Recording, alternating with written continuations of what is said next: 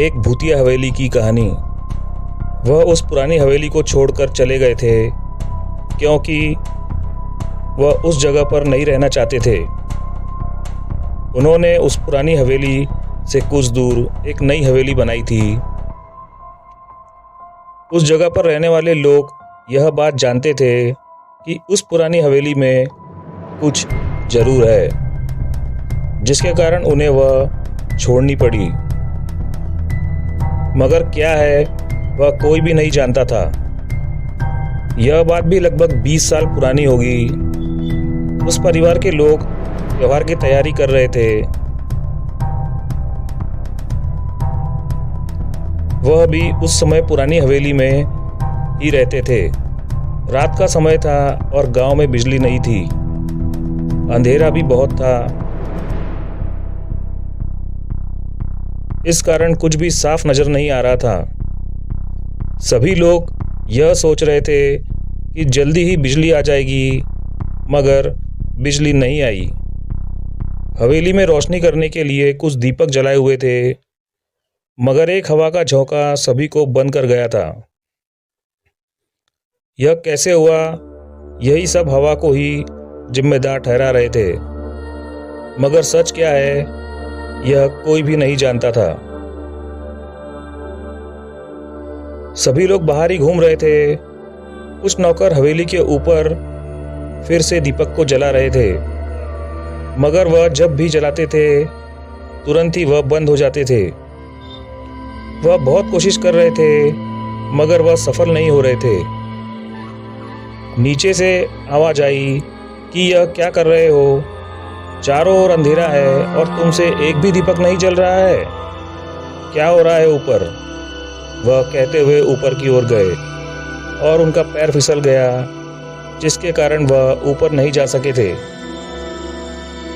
उसके बाद सभी लोग वहां पर दौड़कर आए और पूछा कि यहाँ पर क्या हो रहा है और आप नीचे कैसे गिर गए। उन्होंने बताया कि मुझे ऐसा लगा कि किसी ने बहुत तेजी से आवाज़ लगाई है और पीछे जैसे ही देखा गिर गया, मगर कोई भी नहीं दिखा था। ऊपर वह दीपक को नहीं जला पा रहे थे। उन्हें देखने ही गया था, तभी ऊपर से एक नौकर आया और बोला कि जब भी दीपक जलाए जाते हैं तो अचानक ही बंद हो जाते हैं। कुछ भी समझ नहीं आ रहा था, इसलिए हमें ऐसा लगता है कि यहाँ पर कोई है जो हमें ऐसा करने से रोक रहा था। क्योंकि अंदर कोई भी हवा का झोंका नहीं था, फिर भी ऐसा हो रहा था।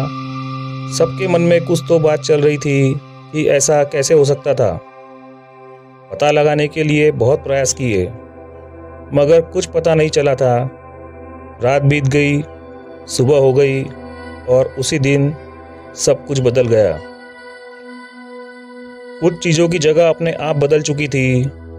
लोगों को कभी कभी यह भ्रम हो जाता था कि वह चीज़ें वहाँ तो हमने नहीं रखी थी, मगर फिर भी वह लोग यही सोचते थे कि हो सकता है कि यहाँ पर पहले से रखी हुई हो। मगर एक दिन तो ऐसा हुआ जिसके बाद उन्हें वह जगह छोड़नी पड़ी थी। उन्होंने अपनी कार जिस जगह पर पार्क की थी, वह कार उसकी उल्टी दिशा में खड़ी थी, जबकि किसी ने भी कार को हाथ नहीं लगाया था। यह घटना बहुत अजीब थी। सबसे पहले तो वह एक दूसरे पर शक करने लगे थे, क्योंकि ऐसा नहीं हो सकता था। मगर सब कुछ पता किया तो ऐसा करना मुश्किल था, क्योंकि चाबी तो बड़े भाई के पास ही रहती थी, जो कि लेना संभव नहीं था। इसलिए उन्हें लगा कि कुछ तो है जो हमें पता नहीं चल रहा था। उसके बाद रात के समय अचानक ही कमरों की बिजली अपने ही आप बंद हो रही थी और अपने आप ही चालू हो रही थी। एक कमरे में कोई बोल रहा था, मगर उसकी भाषा किसी को समझ नहीं आ रही थी। जब सभी लोग उस कमरे में आए तो कोई भी नहीं था, मगर आवाज़ किसकी थी यह कोई भी नहीं जानता था। कौन हो सकता है, कोई भी नहीं जानता था। वह कमरा चारों ओर से बंद था। उसमें एक दरवाज़ा था जिससे बाहर और अंदर आया जा सकता है। वह रात का समय था। सभी के मन में अनेक बातें चल रही थी। कोई भी नतीजे पर नहीं पहुंच रहा था, मगर सबके मन में अनेक सवाल थे, मगर जवाब किसी के पास भी नहीं था। अगली सुबह आई कि एक नौकर को बहुत पीटा गया था। जब उसने यह बात सभी को बताई तो किसी को भी यकीन नहीं हो रहा था। उसने कहा कि यहाँ पर कुछ ऐसा है जो हमें दिख तो नहीं रहा है, मगर हमें तकलीफ दे रहा है। अब मैं यहाँ पर कोई भी काम नहीं कर सकता हूँ। मैं तो यहाँ से जा रहा हूँ। अगर आप भी अच्छे से रहना चाहते हैं तो आप यहाँ से चले जाएं। उसकी बात समझ से बाहर थी, मगर कुछ तो था जो अच्छा नहीं था। उस दिन एक के बाद एक वह लोग भी उस जगह से चले गए, क्योंकि वहाँ पर कुछ भी हो सकता है, इसलिए कोई भी उस जगह पर रहना नहीं चाहता था। उन्होंने कुछ दिन बाद ही दूसरी जगह पर अपनी नई हवेली बना ली थी और वहीं पर रहने लगे थे। ऐसा बताया जाता है कि जब भी कोई उस हवेली के पास जाता है तो एक कमरे में कोई घूमता हुआ नजर आता है, मगर वह कौन है कोई नहीं जानता है और कोई उसे जानना भी नहीं चाहता है। यह डर है या कोई एहसास है, कोई नहीं जानता है।